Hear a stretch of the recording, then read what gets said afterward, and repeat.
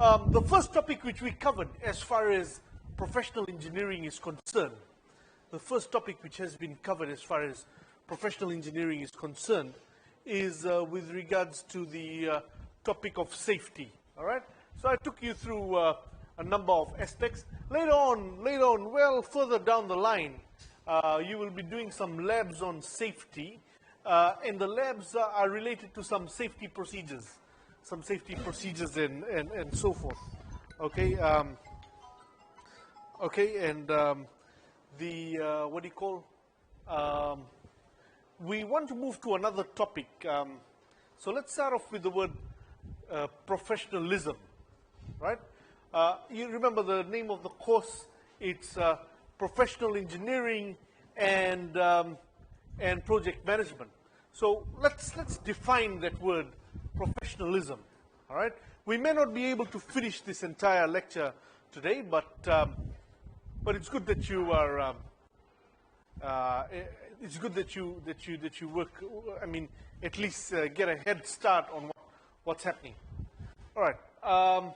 The first topic is I want you to write this question down in your exercise book. You should have an exercise book. I want you to write this question down in your exercise book. All right. You've got to list 5 professional groups. Yeah, not professional persons, but professional groups. And on the other hand, you've got to make a list of 3 groups who are not professionals, the corresponding guys, eh? Right? And then later on, I'll write down your temporary answers now, round 1 answers, whatever comes to your mind. So I'm going to give you 5 minutes. But whatever you think is the answer, and just write down beside the answer preliminary answers, and then later on we'll give you the proper way. Maybe some of your preliminary answers may be incorrect. Okay? And then later on, we'll work on getting the proper answers done. Okay, we've run out of chairs, eh? Yeah, please come pick up a chair from here. Oh, yeah, there's 2 chairs in the front, okay? Come here. Yeah, okay. Right, there's 2 chairs in the front. There's 1 here, 1 here. Can somebody just do a quick count of how many chairs? So there's 4 over here, 4. This is how many chairs we have. I need to put a request in. If we have a test next week, then we need to have enough chairs, right? In this room. All right. All right. Yeah, chairs in the front. Okay. All right. Just think of it. This is just a particular exercise which I want to do with you, and then later on I'll give you the correct answers. It's not a checking, it's just something, it's a brainstorming exercise for you to become aware of what's happening, all right? So 4 on this side, 6 on this side, right? 1, 2, 3, 4, 5, 6, 10, 20, 30, 40, 50.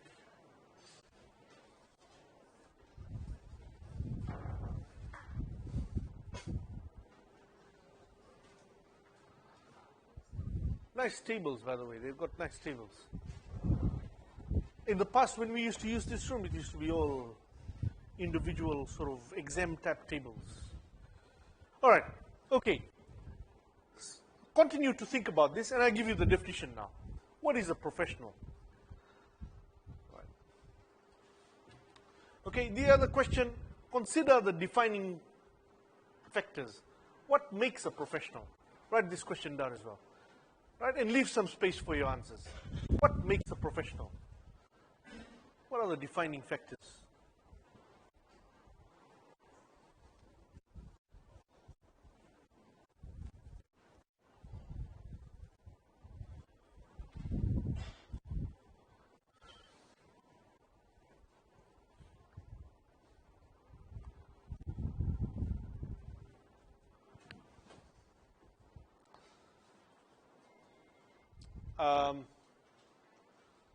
Okay, so as you go along, if something comes to mind, what makes a professional? Is it his tools?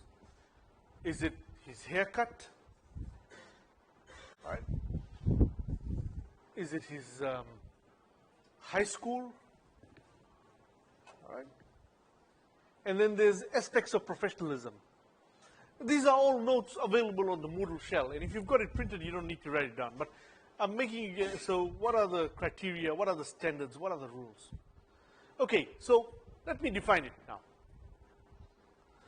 What is professionalism? Okay, so if you look at this dictionary, Merriam-Webster's medical dictionary, it says a function requiring specialized knowledge and often long and intensive academic preparation. Right? I want you to look at that particular definition. It's requiring, number one, the first criteria is that it's specialized knowledge, and number two, long and intensive, very long and intensive academic preparation, right? So some of our friends over here, they may say, hey, that guy's a professional grog mixer, right? Or he's a professional, grog boy or something like that. But, okay, so mixing grog or drinking grog requires, it's specialized knowledge. Yes, I know, it is specialized knowledge. But does it require long and intensive academic preparation? Maybe long and intensive preparation, yes, but not academic. You don't need to go to university. So therefore, you can't call somebody who drinks grog every night a professional grog drinker, because the criteria requires it's specialized knowledge, right? And number two, it requires what? It requires intensive academic preparation, which means you need to be at a university or some training institute, right? Similarly, if a person is, let's say, a taxi driver, and somebody says, hey, this guy is a professional taxi driver, okay, yes, does require specialized knowledge, does require training. You need to do you need to have a driver's license. After the driver's license, you need to do a defensive driving course. You need to do another specialized type of license called the PSV license. But hey, all those licenses take maybe 6 months, right? 6 months. You'll do some preparation and training, but 6 months. Bus drivers, same thing, right? Okay? So you can't call it long and intensive. So while it is specialized knowledge, yes it is, specialized knowledge, defensive driving, public service vehicle, driver's license, that's specialized, right? It's not like the guy who is at the supermarket packing your grocery bag. That's not specialized, that's unskilled labor. It is skilled labor. You do require academic preparation. You do need to do some training and pass some exams. But hey, it's very fast. It's only 6 months, right? Similarly, if you look at some other sorts of training, let's say an electrician, right? Yes, it is specialized. You need knowledge of electrical engineering, all right? You need academic preparation, maybe a diploma or a trade certificate, right? Trade certificate or a diploma. But hey, those things only take 1 year or 2 years, right? So it's not long academic preparation. So one of the characteristics, so definition of a professional. Number one, specialized knowledge based on extensive preparation. Being a professional does not happen overnight, right? Does not happen overnight, right? You need to meet that criteria. It requires many hours of study and preparation, right? Like what? Like a professional engineer. Professional engineer has done a Bachelor of Engineering, so that requires roughly about 4 years, right? A doctor requires, I think, 6 years and then another year of internship, right? And for us, it's 4 years and 6 months of internship, right? A dentist, a lawyer, all right? These are all professionals. They require the academic training, which is very long, right? It's very specialized, right? And very long, right? Professionals are expected to maintain a high knowledge level and expertise. So you're required to have, your knowledge level is supposed to be very high, and it's supposed to be all-rounder in your area, all right? Okay, so if you're an electrical engineer, a professional electrical engineer, or a professional mechanical engineer, or a professional civil engineer, you're supposed to maintain a high knowledge level. You can't be saying that, hey, I know about how to fix radios and televisions, but I don't know anything about how generators work. within your area at least, you've got to have a high level of knowledge, right? Organizations compensate professionals for their knowledge. So when you get recruited, professional engineers with experience, they get recruited, then you get compensated accordingly, right? The compensation levels are higher. So for example, the pay structure for a professional electrical engineer is much higher than the pay structure for a electrical technician, right? The guys who go and do the light bulb and the wiring, they may be actually doing physically more labor, but simply because of the fact that they are not classified as professionals, then they lose out on the higher pay structure. Of course, then there's other things like, there's another criteria over here with regards to pay. It's called supply and demand, right? As the supply of a particular commodity goes up, right,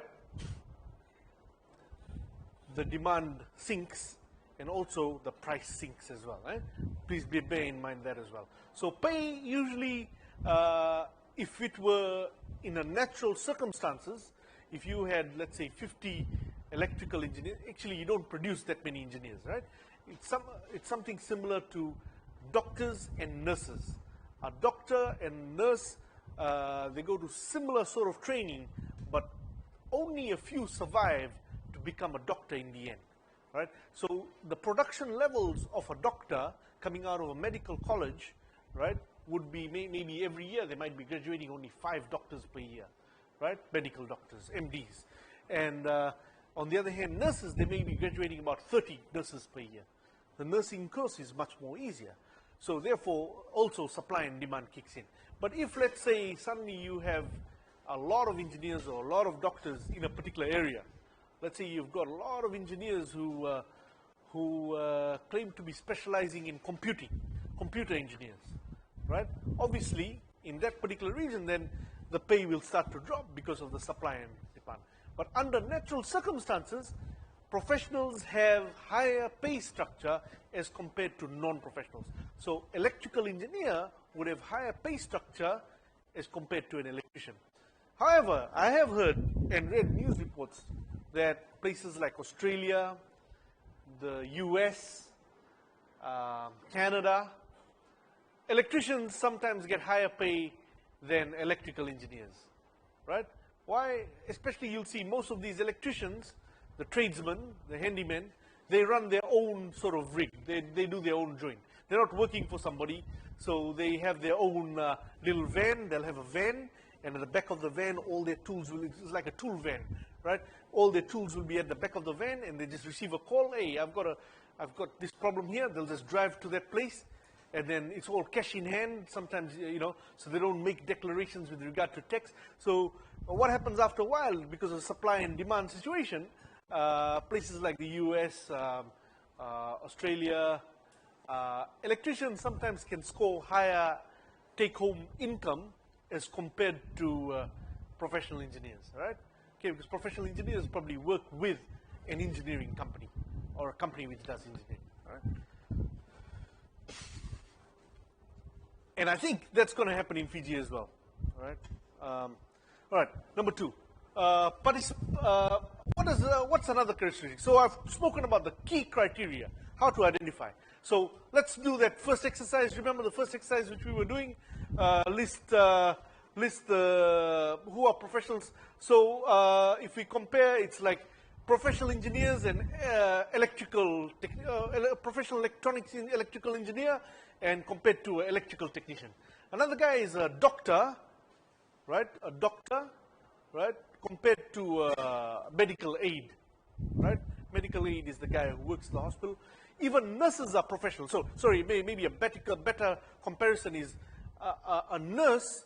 A nurse can be a professional because they need to go through long training as well, right? A nurse as compared to a medical aid. There's another group of people at the hospital, the medical aides. They have some training, but not the full training like what nurses have done, right? Similarly, lawyers there may be legal aids, right? Okay, not Legal Aid Commission. That's an organization in Fiji, right, which offers free legal services to those who can't afford. Not those guys, but legal aids. They assist the lawyers, right? And the list goes on and on and on. All right. Okay. What is another characteristic? Another characteristic is a professional participates in ongoing training and development. So if you're an electrician, or if you're like an electrician, a tradesman, your training and development does not grow. So if you learned how to do a particular job, you probably stick around in that area. You don't need to continually upgrade yourself. But as far as professionals go, they need to keep abreast with the latest developments. They need to keep up. They need continually to do training and development. Now, this is a key point over here. Training and development in the initial phase, after high school, secondary school, it's generally a university. Once a university has given you the degree, then training and development may not necessarily mean that you do a master's or PhD. Training and development after that stage means that you have to do what is called industrial-based certification. Industry-based certification. Like, for example, if you end up working in a telecommunications company, right? So based on your career path, that hey, you say, yeah, I like telecoms, I want to grow in telecommunications. So what are you going to do? You're going to pick up some industry-based certification. Like, for example, industry-based certification means there would be some suppliers of some equipment, which are which are dominating the industry. So, for example, in telecommunications, they use a lot of data-based products. So, for example, they use network switches, network routers, and so forth. So, a lot of those products, maybe in your company, let's say if it's dominated by Cisco, right? Cisco is the name of a company which makes these products. So that means you'll go and do Cisco certification, right? If your company, let's say at Digicel, let's say, and your products are dominated by Huawei, right? That's another manufacturer, a company which makes all these network switches and network products. You'll go and do Huawei certification, all right? Okay, so based on your products, which your company uses, then that's called an industry-based certification. If you end up in the power industry and they're using, let's say,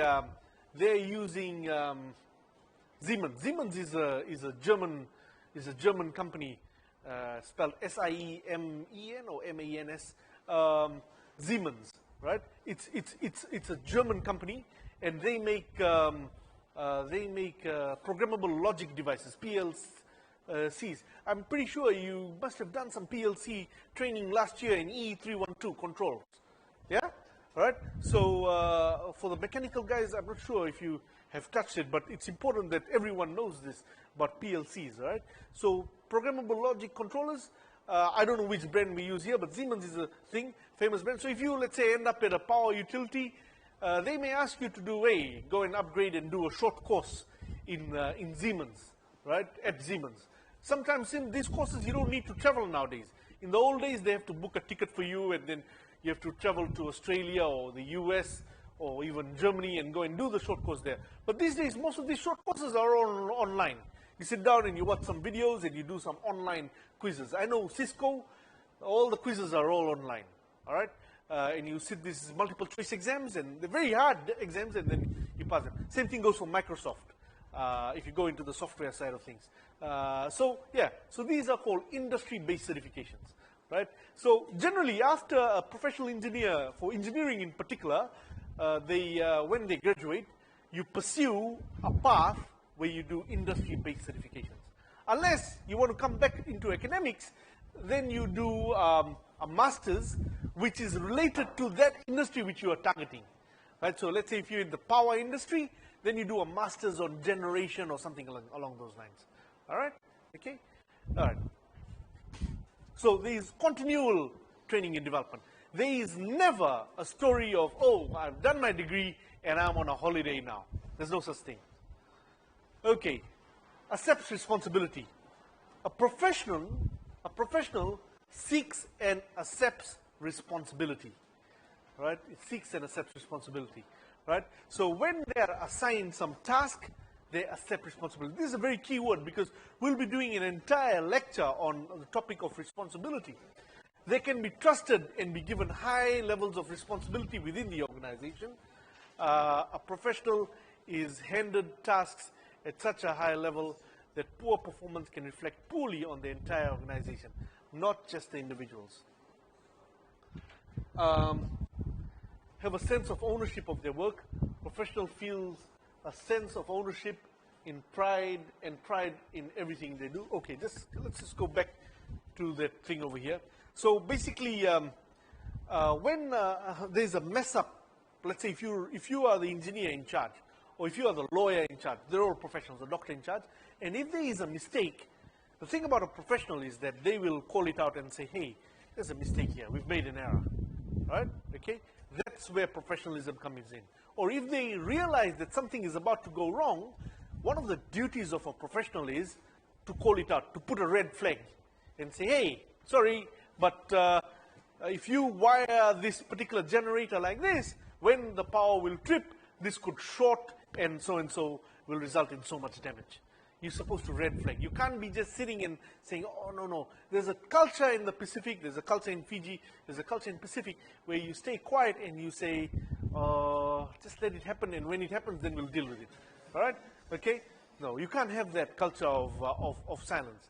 There has to be red flagging. You have to red flag, right? So that's called responsibility. A professional, a true professional will call it out. They say the word is call it out, the phrase. Right? The phrase is call it out, to call or red flag something that, hey, something is wrong over here. All right? Okay. Now, number 4, have a sense of ownership of the work. So this ties in with the earlier characteristic. Number 3, professionals feel a sense of ownership or pride in everything they do. Professionals work not just to meet organizational standards, but most importantly, meet the standards of their own pride in their work. Right? Professionals work for the organizations as if they were working in their business. Right? Okay? They work for all these organizations as if they were working in their own business. So they take ownership. They should not be an attitude that, hey, I'm just an employee over here and I'm just following instructions. A professional will always try to grow that particular business, even though it's not their business, they're just an employee. Right? There's a sense of ownership. Okay, number 5. They maintain a collective networking spirit outside the organization. A lot of times, people become very introvert-like in nature, right? An introvert is a person who just sticks to his own, just keeps to his own. But to be a professional, you need to be an extrovert, which means you need to network, you need to make friends with people in your company, firstly in your department, then other departments, right? Okay, in other departments as well. You need to become not just that. So if you're an electrical engineer, you don't just say, hey, I'm just friends with the guys, I just hang around with the guys in the electrical section. No, you need to make friends with the guys in the mechanical section as well. You need to make friends with the guys in the finance section as well. So your networking, you've got to network. And the networking only doesn't stop there. Your networking builds to other organizations as well. So engineers from other companies. Of course, you don't give them your trade secrets, right? Okay, you don't go and tell the engineer in the competing company, hey, we're going to tender for this amount. No, that's all confidential, right? There's responsibilities with regard to confidentiality as well. But you have a responsibility to network with other engineers, people in that particular field as well, right? Okay, so this is a very key criteria because without networking, things don't move. Things don't move. Sometimes your company may not have a particular piece of equipment, and through networking, you'll find that some other company has got it, and you can get your job done quickly by outsourcing a small chunk of your work to the neighboring company. All right. So networking is very important, right? You cannot have you cannot build solid brick walls and just fence yourself in. As a professional, you need to network. And then network with other engineers, not only in your stream, but other streams as well. Number 6, you have to maintain a high standard of ethics and responsibility. Right? This is very important because they are driven by, professionals are driven by a code of ethics. They have to have a strong sense of right and wrong. So if something is about to go wrong, you're supposed to call it out. Okay? So for example, I'll give you an example. Fiji Roads Authority, they've always come across this situation whereby they found that the safety standards on, I forgot the name of the bridge. The name of this particular, this bridge is located behind Village 6 in Suva. There used to be an old bridge behind Village 6 in Suva, right?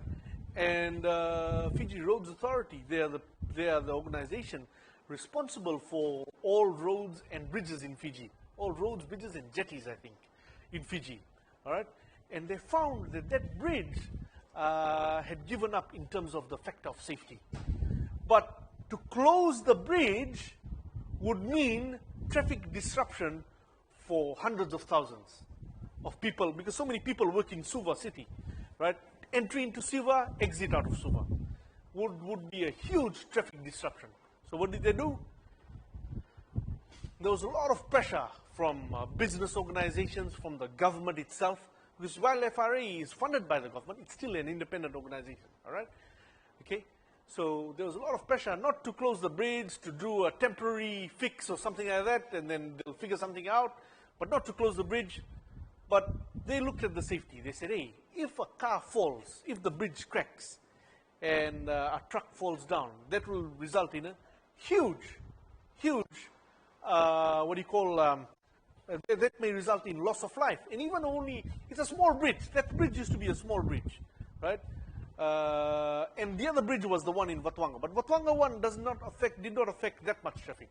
The one in Suva was affecting a lot.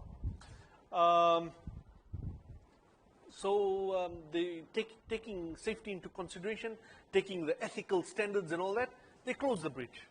They closed the bridge and said, sorry, we can't use this now. It's gone beyond its safety requirements. We've got to build, the only way to fix it is to build a brand new bridge. We can't even repair it. It's gone beyond repair, right? So yeah, that's a demonstration of ethics and integrity, right? Similarly, when somebody asks a professional a question, they've got to answer in their best knowledge and with honesty. They can't be bending the answers to adhere to some financial gain or something. The integrity ensures that they adhere to a strong set of values about how they work. Integrity leads management and others to trust the professional. They say what they do and they will do what they say.